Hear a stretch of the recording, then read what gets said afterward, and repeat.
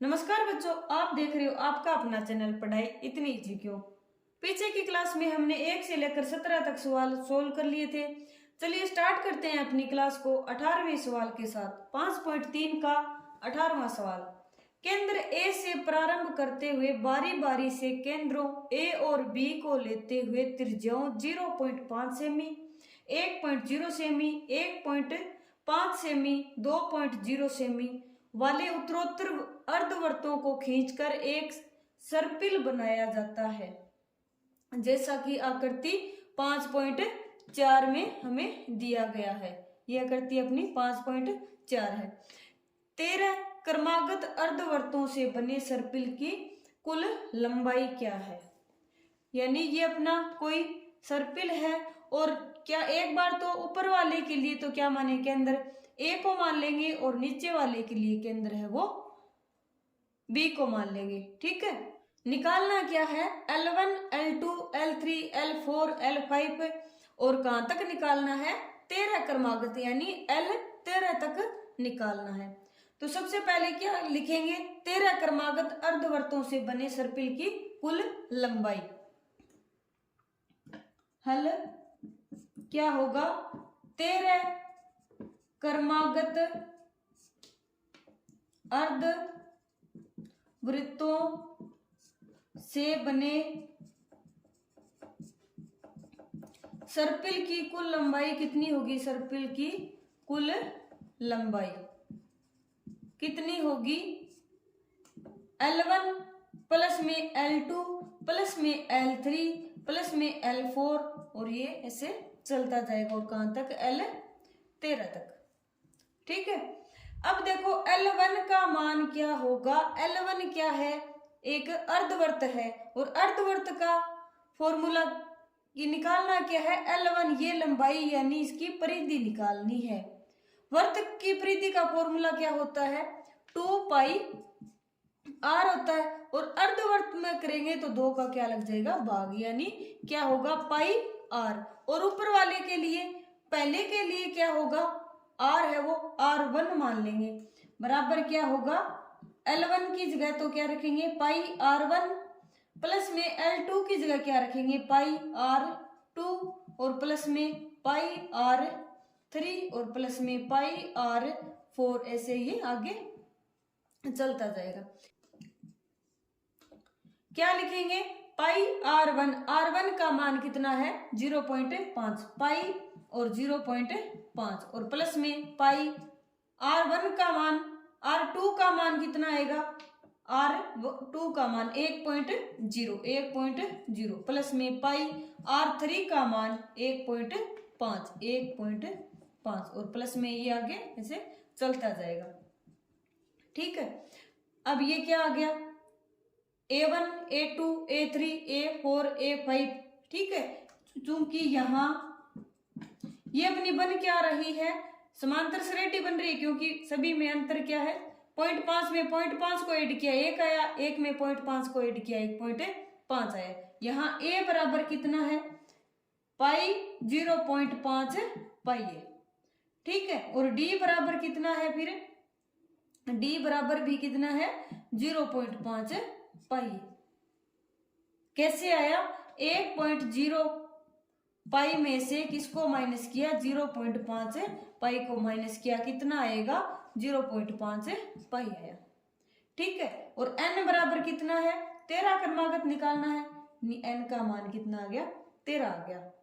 ठीक है, तो सभी का टोटल कितना आएगा Sn बराबर क्या होगा n/2 और 2a प्लस में n-1 और गुणा में d है। और n का मान कुल लंबाई कितनी आएगी फिर n का मान कितना है 13/2 और 2 गुणा a का मान कितना है a का मान 0.5 पाई और प्लस में n का मान फिर से 13 माइनस 1 और d का मान कितना है 0.5 पाई है। 13/2 और 0.5 को 2 से गुणा किया कितना आया 1 और 1 को पाई से गुणा किया पाई आया। प्लस में 13 में से 1 को माइनस किया 12 और 12 का 5 से गुणा करें 0.5 से गुणा करें कितना आएगा 6 आएगा और 6 पाई। 13/2, 6 पाई और 1 पाई कितना है 7 पाई।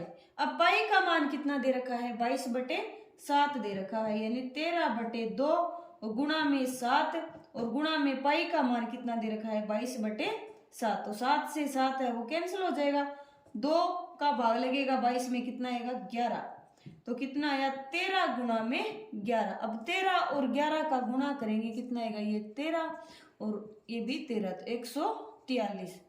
143 आ गया। ठीक है, और 143 तो आ गया Sn का मान। इसलिए 13 क्रमागत अर्धवृत्तों से बने, इसलिए 13 क्रमागत अर्धवृत्तों से बनी सर्पिल की कुल लंबाई कितनी आ जाएगी 143 और सेंटीमीटर। ठीक है, यानी सेमी में आएगा। अगला 19वां सवाल है 200 लट्ठों को ढेरी के रूप में इस प्रकार रखा जाता है कि सबसे नीचे वाली पंक्ति में 20 लट्ठे, उससे अगली पंक्ति में 19 लट्ठे, उससे अगली पंक्ति में 18 लट्ठे इत्यादि। ये 200 लट्ठे कितनी पंक्तियों में रखे गए हैं तथा सबसे ऊपरी पंक्ति में कितने लट्ठे हैं। ने टोटल लट्ठों की संख्या कितनी दे रखी है, कुल लट्ठों की संख्या कितनी दे रखी है, कुल लट्ठों की संख्या कितनी है 200 है। और इस प्रकार रखा जाता है पंक्तियों के रूप में कि सबसे नीचे वाली पंक्ति में कितने हैं 20 लट्ठे हैं, सबसे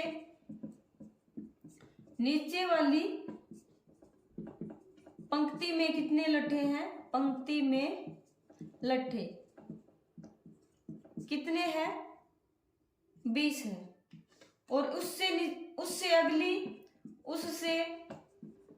अगली पंक्ति में लट्ठे कितने हैं 19, और उससे अगली पंक्ति में लट्ठे कितने हैं 18। अब देखो ये क्या बन रही है अपनी एक समांतर श्रेणी बन रही है, क्योंकि एक एक का अंतर आता जा रहा है, यानी -1 है वो अंतर आ रहा है, यानी एक एक है वो कम होते जा रहे हैं।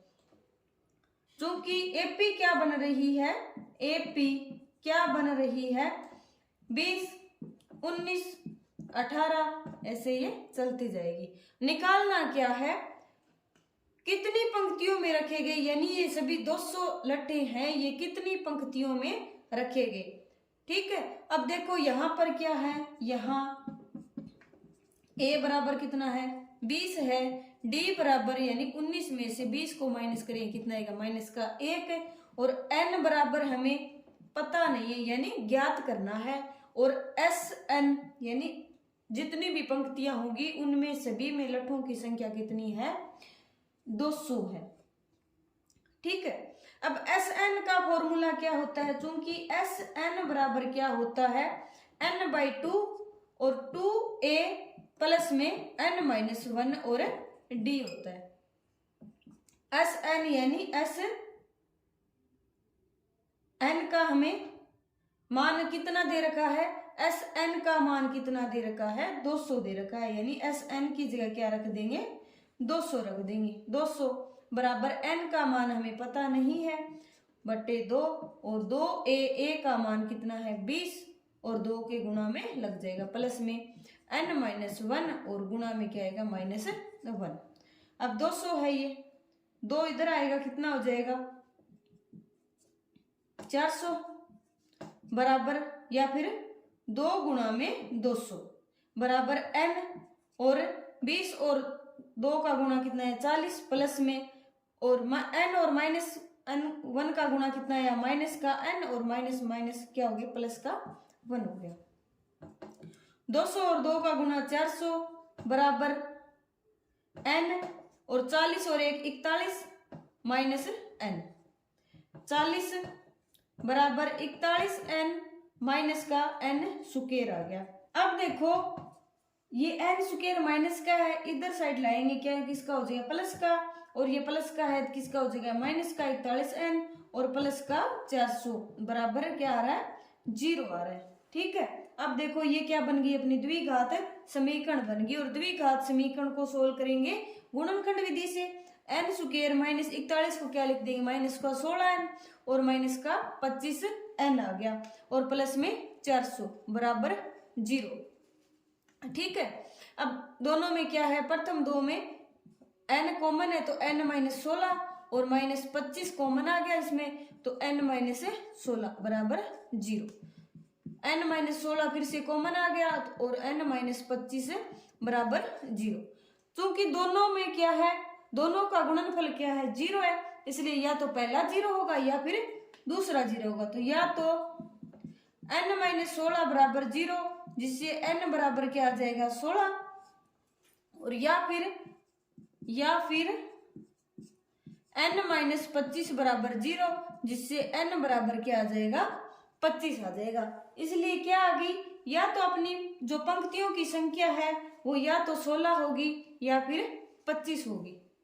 ठीक है, अब देखो 16 के लिए सबसे पहले क्या करेंगे सबसे ऊपरी पंक्ति में कितने लट्ठे हैं ये और बताना है, यानी सबसे नीचे वाली पंक्ति तो कौन सी होगी में कितने लट्ठे होंगे 20 हो गए।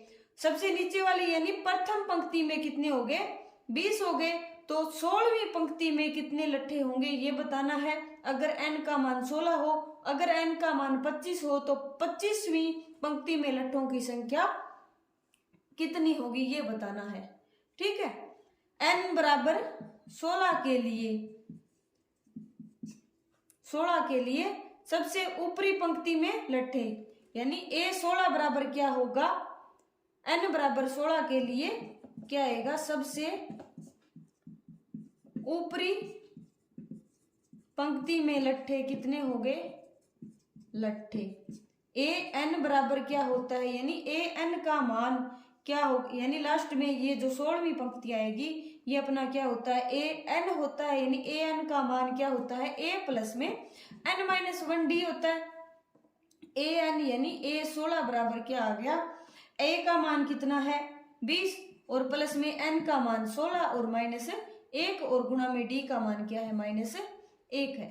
तो 20 प्लस में 15 में 16 में से 1 को माइनस किया 15 और माइनस 1 तो 20 15 और माइनस 1 का गुणा माइनस 15 कितना आया 5 आ गया, यानी a 16 का मान तो कितना आ गया 5 आ गया। ठीक है, और अब n बराबर 25 के लिए n बराबर 25 के लिए सबसे ऊपरी पंक्ति में लट्ठे कितने होंगे ऊपरी पंक्ति में लट्ठे कितने होंगे a n बराबर क्या होता है a plus n minus 1d तो a 25 बराबर क्या होगा 25 प्लस में 20 प्लस में 25 माइनस 1 और गुणा में क्या आएगा माइनस 1 कितना आया 20 25 में से 1 को माइनस किया 24 और 24 का माइनस 1 के साथ गुणा किया माइनस 24 और 20 में से 24 को माइनस किया कितना आया माइनस का 4 आ गया।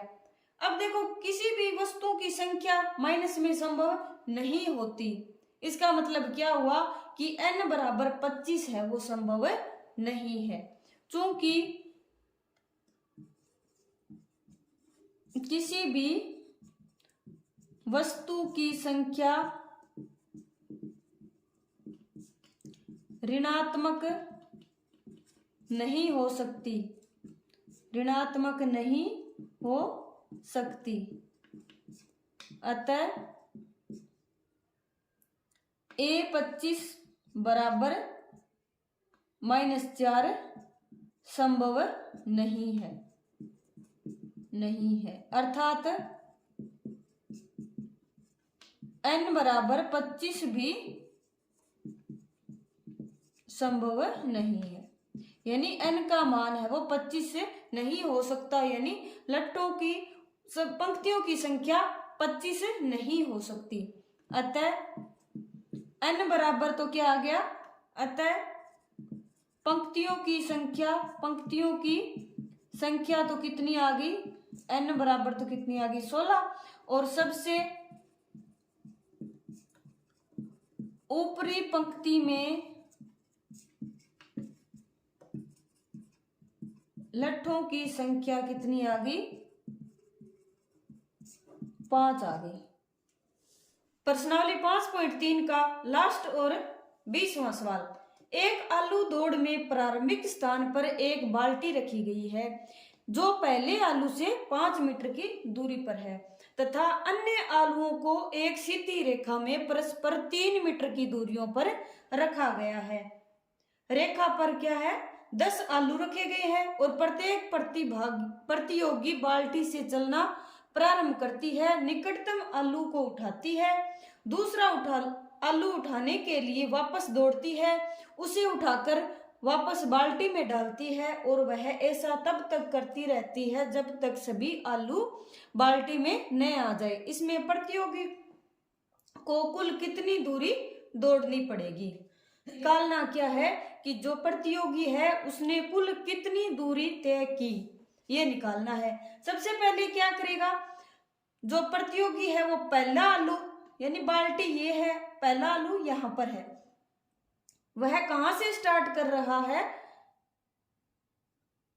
प्रत्येक प्रतियोगी बाल्टी से चलना प्रारंभ करता है, यानी यहां पर प्रतियोगी है और यहां से चला और यहां पर आया, ठीक है। और यहां पर आके उसने आलू को उठाया और फिर क्या किया? उसने आलू को बाल्टी में डालने के लिए चला गया, यहां से यह वापस आ गया, यानी इसने दूरी कितनी तय की?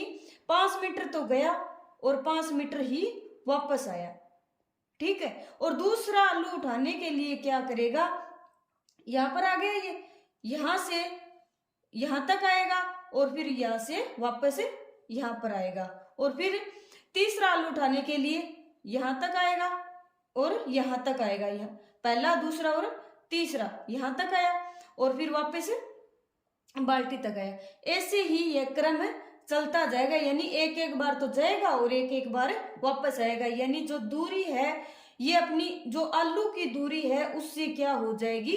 डबल हो जाएगी। यानी 5 मीटर आलू है, ये 5 मीटर की दूरी पर, तो उसने बाल्टी से चलकर आलू तक आने और वापस बाल्टी में डालने तक दूरी कितनी हो जाएगी? 5 की डबल।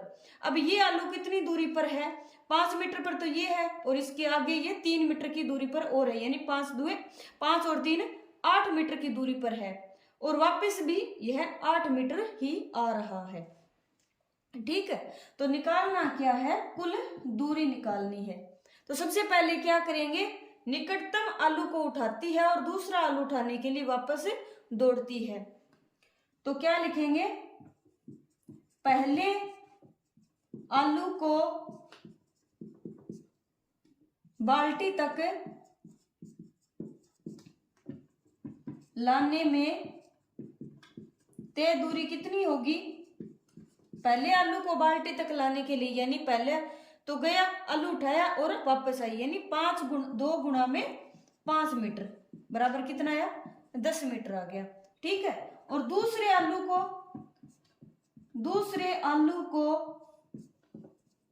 बाल्टी तक लाने में के लिए, बाल्टी तक लाने में तय दूरी कितनी होगी? 2 तो यानी डबल तो होगा, यानी एक बार जाएगा और एक वापस आएगा। और दूरी है कितनी? बाल्टी और आलू की दूरी कितनी है? 5, तो ये पहला आलू है 5 मीटर और दूसरा आलू पहले से 3 मीटर की दूरी पर है, यानी 2 गुणा में 8 बराबर 16 आ गया, यानी 16 मीटर। और तीसरे आलू के लिए दूरी कितनी हो जाएगी? आलू के लिए दूरी कितनी होगी? 2 और 5 और 3, ये तो 8 हो गए और आगे फिर ये प्लस में 3 है, 5 3 8 और 3 11, यानी 2 गुणा में 11 बराबर 22 मीटर आ गया, ठीक है। अब निकालना क्या है? कितनी आलूओं की दूरी निकालनी है? 10 आलूओं के लिए दूरी निकालनी है। यहाँ एपी क्या बन रही है, इसलिए एपी कौन कौन सी बनेगी? एपी क्या बन रही है? 10 16 और 22, ऐसे ये बन जाएगी। यहाँ क्या है? यहाँ ए बराबर कितना है? 10, डी बराबर कितना है? 16 माइनस 10 बराबर 6 और 22 माइनस 16 बराबर भी 6 ही आएगा। और n बराबर कितना है, आलूओं की टोटल संख्या कितनी है, 10 है। इसलिए निकालनी क्या है, इसमें प्रतियोगी को कुल कितनी दूरी दौड़नी पड़ेगी, यानी पहले आलू के लिए तो 10 मीटर दौड़ा हुआ है, दूसरे आलू के लिए 16 मीटर दौड़ी, तीसरे आलू के लिए 22 मीटर दौड़ी, ऐसे ही 10 आलूओं के लिए उसने कुल टोटल, यानी 5 गई 5 आई, फिर 8 गई 8 आई, ऐसे कितनी कुल टोटल उसने कितनी दूरी क्या कितनी होगी। इस चूंकि एस एन बराबर क्या होता है, n/2 और 2a प्लस में n-1 d होता है। ठीक है, n का मान कितना आएगा, n यानी 10, n का मान 10/2 और 2 गुणा a का मान कितना है 10 प्लस में 10 माइनस 1 और गुणा में d का मान कितना है 6 है। 10/2 5 और 10 गुणा 2 बराबर 20 और प्लस में 10 में से 1 गए 9 और 9 छिके 54 आ गया। 5 20 और 54 कितना हुआ 74 और 74 को 5 से गुणा करो, 74 को गुणा करो 5 से, 4 5 20 हंसी लगी 2, 7 5 35 और 36 37 कितना है 370 मीटर, यानी टोटल वह 70 मीटर दौड़ी। तब जाके क्या हुआ कि जो 10 आलू है वो बाल्टी तक पहुंच पाए। इसलिए इसमें प्रतियोगी द्वारा दौड़ी गई कुल दूरी कितनी हुई 370 मीटर। ठीक है, इसी के साथ अपना अध्याय 5 कंप्लीट होता है। कल की क्लास में हम अध्याय 6 को शुरू करेंगे। आज की क्लास आपको कैसी लगी, समांतर श्रेणियों वाला अध्याय हो, समझ में आया या नहीं आया, कमेंट करके जरूर बताइए। अगर पसंद आया हो तो चैनल को लाइक शेयर एंड सब्सक्राइब करें। तब तक के लिए पढ़ते रहिए, बढ़ते रहिए, पढ़ाई को इजी बनाते रहिए। मिलते हैं नेक्स्ट क्लास में नेक्स्ट चैप्टर के साथ।